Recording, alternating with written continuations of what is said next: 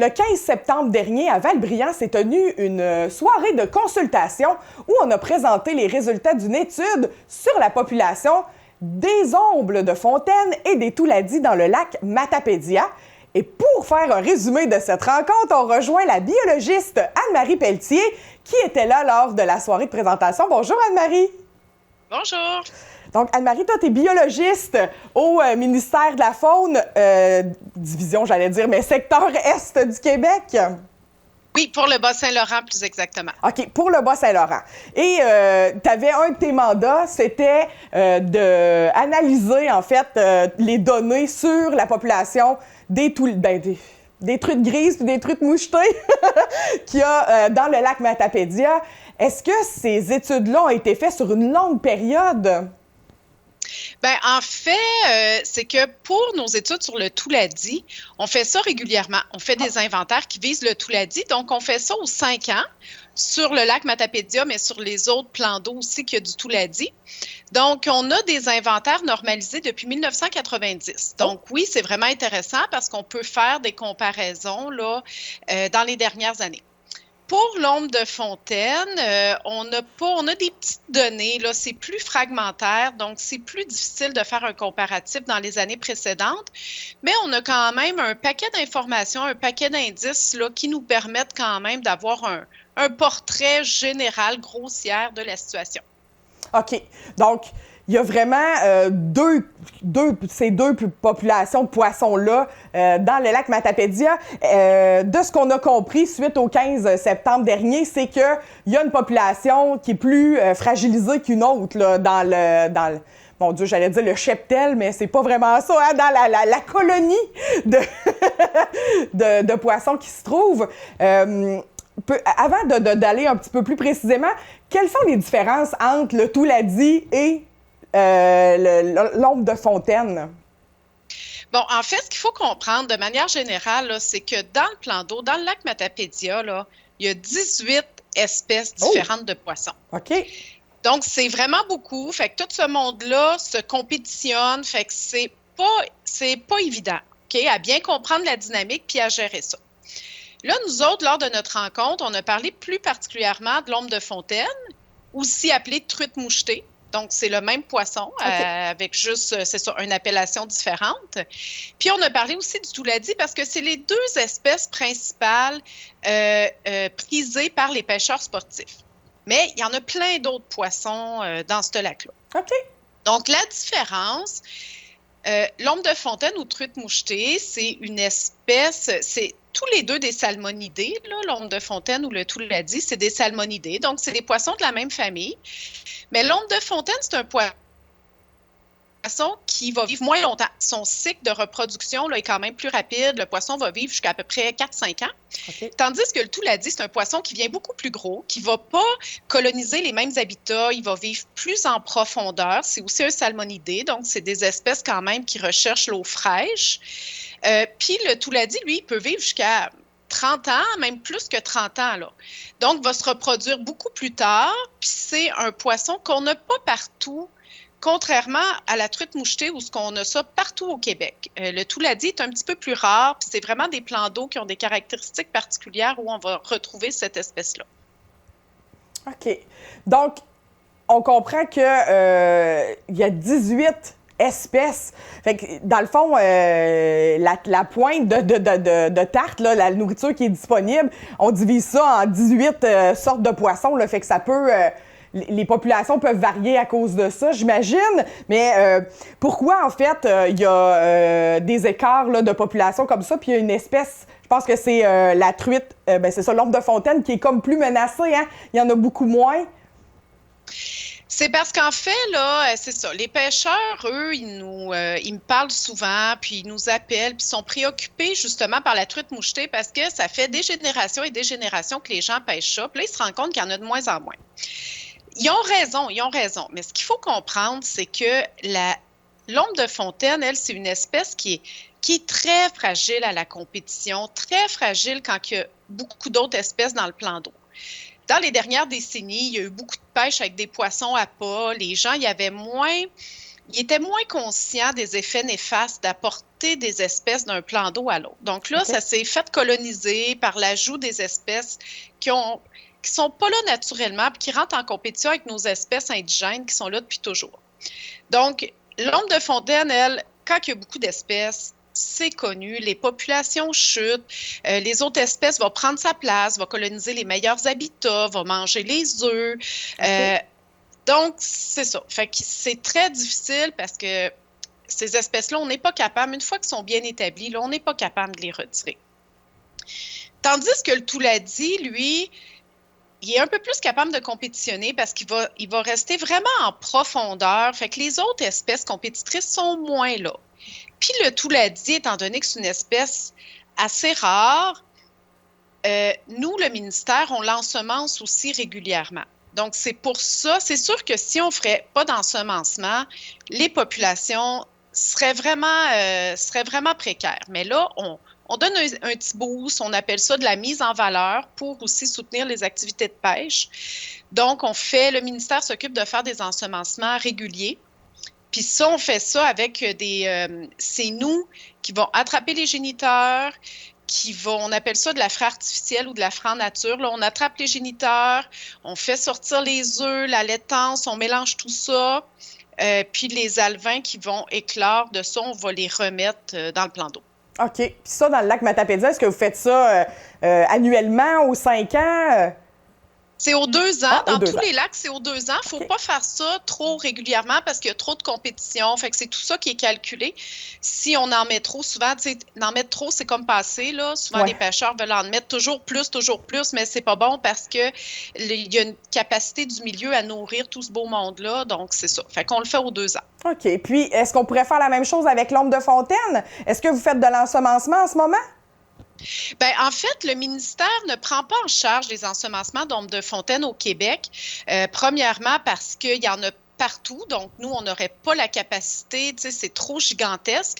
Il y a aussi des piscicultures privées. Donc, on ne voudrait pas non plus rentrer en compétition avec ces entreprises-là. Nous, ce qu'on fait au ministère, c'est plus de la production au niveau des poissons lors de la fête de la pêche. Fait que là, oui, on en fait un petit peu, mais c'est vraiment lors de ces activités-là que le ministère va pouvoir ensemencer du poisson, mais ça reste tout de même minime. Fait qu'habituellement, oui, il y a de l'ombre de fontaine, des ensemencements d'ombre de fontaine qui se peuvent, mais c'est le milieu qui doit se mobiliser. Le milieu doit aller chercher des sous, des associations, on fait des tournois, on a un petit peu de sous et on réensemence, on réinvestit là, cet argent-là dans le milieu. OK.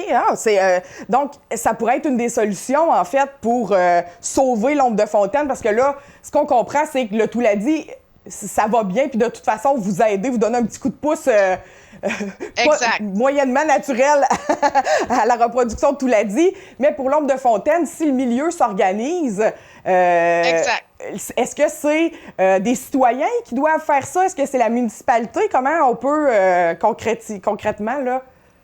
Bien, en fait, c'est justement un peu ça qu'on a parlé lors de la rencontre, parce que c'est un petit peu une lacune pour le lac Matapédia, parce que depuis quelques années, il n'y a plus d'association de lacs.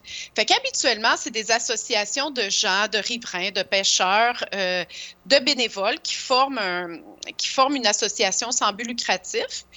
Puis là, ce petit comité-là, ben, il permet d'avoir des membres, d'aller chercher des cartes de membres annuelles. Donc là, ça fait un petit revenu. C'est ces gens-là qui s'occupent, par exemple, de faire des tournois. Ils peuvent charger pour un prix pour le tournoi. Donc là, ça fait encore des revenus. Après ça, les membres de l'association peuvent aller cogner la porte des municipalités puis dire, ben, tu sais, ça serait le fun que vous metteriez des sous par année, un petit morceau de votre budget. Fait que c'est tout ça qui fait qu'à un moment donné, on se ramasse annuellement une petite cagnotte, puis on peut la réinvestir. Donc, c'est fait beaucoup dans les autres municipalités où il y a des plans d'eau. Donc, habituellement, ça fonctionne comme ça. Puis c'est pour ça là, que lors de la rencontre, bien, on a envoyé un petit peu un message aux citoyens de dire, bien, si vous voulez que la pêche aille mieux, bien, il faut des gens pour s'impliquer. Tu sais, on le sait que c'est pas évident, là, les bénévoles, puis que les gens sont impliqués beaucoup. Mais c'est comme ça que ça fonctionne en fait. Puis si les gens du milieu veulent avoir plus d'études sur le lac, tu sais, pousser ça, bien, c'est comme ça que ça commence parce que la petite association va se faire des objectifs, va faire des demandes. Après ça, nous, on peut embarquer pour la partie dont on a de l'expertise. L'organisme de bassin versant peut embarquer pour la petite partie qui a de l'expertise, le ministère de l'Environnement. Fait que c'est comme ça. Il faut faire un tout. Tu sais, nous, on ne peut pas tout prendre sur nos épaules. Là. On n'a pas toute l'expertise de toute façon. On a ni les sous pour tout assumer. Parce qu'on a d'autres endroits, d'autres plans d'eau, on est des petites équipes. Oui. Fait qu'il faut vraiment travailler en collaboration. C'est ça la clé du succès. Puis, est-ce que, en tant que citoyen, là, en ce moment, il n'y a pas d'association, y a-t-il des gestes qu'on peut poser, nous, pour aider ça, ne serait-ce qu'aménager notre bord de lac différemment ou... Certainement, certainement. Il y a plein de choses qu'on peut faire. Puis là, ben, il manque un petit peu de sensibilisation, justement, chose qu'une association pourrait faire pour sensibiliser. Fait qu'il y a plein de choses. Par exemple, si vous voyez des trucs, des fois, qui se font un petit peu illégal, ça serait vraiment bien de le déclarer à SOS Braconnage. Okay. Tu sais, les gens, c'est des petits milieux, les gens ne veulent pas parler contre personne, donc ça se fait pas tant, mais ça serait vraiment bien pour protéger nos espèces. Ensuite de ça, il y a des habitudes de pêche aussi à prendre. Le touladi, par exemple, on peut juste conserver les gros poissons. Fait qu'il y a beaucoup de remises à l'eau. Okay. Donc, il faut que les poissons, il faut avoir des techniques de pêche qui blessent le poisson le moins possible pour ne pas les remettre à l'eau puis qu'ils meurent. Fait que ça aussi, il y a des bonnes pratiques, il y a des habitudes à changer. C'est sûr aussi qu'aménager le bord si vous êtes riverain, là, vraiment sur le bord du lac, là, avec les changements climatiques, les températures d'eau ont tendance à monter. Ça, c'est vraiment pas bon pour les salmonidés. Donc, c'est sûr que maintenir une bonne végétation sur le bord, ça amène plus d'ombrage, ça amène moins de sédiments aussi, donc ça protège le fond du lac, ça protège les frayères. Fait qu'il y a un paquet de choses que chacun peut faire pour améliorer, puis garder un milieu sain, puis améliorer nos populations, là. Oui, parce que il en va de l'avenir de la pêche, là, en fait, de la pratique sportive. Est-ce que au ministère, vous voyez un engouement pour ça, la pêche? Est-ce que c'est un sport en déclin ou... Bien, écoutez, je pense que ça dépend des endroits. Je vais vous donner un exemple où ça dépend des espèces. Je vais vous donner un exemple. Là, on parle de plus en plus de la pêche au bar rayé. Oui. Donc, la pêche au bar rayé, on ouvre des secteurs, puis là, il y a de plus en plus d'engouement. Au lac Matapédia, les gens, ben c'est ça. Ce qui me rapporte, c'est qu'il y a quand même, étant donné que la pêche est moins bonne qu'avant, ben il y a peut-être un délestage un petit peu. Les gens sont moins portés à y aller. Mais en même temps, tu sais, en territoire libre, quand le plan d'eau est ouvert à tous, ben tu sais, il faut comprendre que si... en bout de ligne, ça fait une pression qui est quand même assez élevée. Donc, si chacun capture juste un poisson par journée de pêche, ça n'en fait pas beaucoup, puis il est peut-être un peu insatisfait, mais tu sais, quand tu as des centaines de pêcheurs dans la journée, bien, ça fait des centaines de poissons par jour qui sont pris. C'est vrai, hein? Donc, c'est ça, il faut changer aussi un petit peu notre mentalité, parce que ça, c'est des endroits très passants. Les gens, ils vont beaucoup, c'est des beaux plans d'eau, donc c'est sûr qu'il y a quand même une certaine pression de pêche. Oui, mais ça dépend, c'est ça, ça varie, là. OK. Il y a des endroits, ça baisse, des endroits, ça monte. C'est des fluctuations aussi. Comme je vais vous donner un exemple. Les pêcheurs aussi me disaient, est-ce que ça serait possible, par exemple, pour préserver nos populations, de fermer le lac à la pêche quelques années? Mais ça, ce qui arrive, c'est que les gens le savent. Donc, si le plan d'eau est fermé pendant 5 ans, là, les gens ont tellement hâte d'y retourner après 5 ans que là, après 2 étés de pêche, ça revient à la même chose. Le lac est tellement exploité qu'on en revient au départ. Donc, c'est pour ça qu'il faut y aller petit peu par petit peu puis changer nos habitudes. Bien, en tout cas, je pense qu'on tient une piste de solution ici d'avoir une association qui serait le gardien du lac, le gardien de la santé, en fait, du lac puis des populations des espèces. Là, je pense que c'est la clé de tout ça. Merci beaucoup, Anne-Marie, pour ton temps aujourd'hui. J'espère que ce message sera entendu. Hein? Ça serait bien d'avoir ça. C'est sûr que nous, le lac Matapédia, en plus, il est très accessible. Là. Il est à côté de la 132.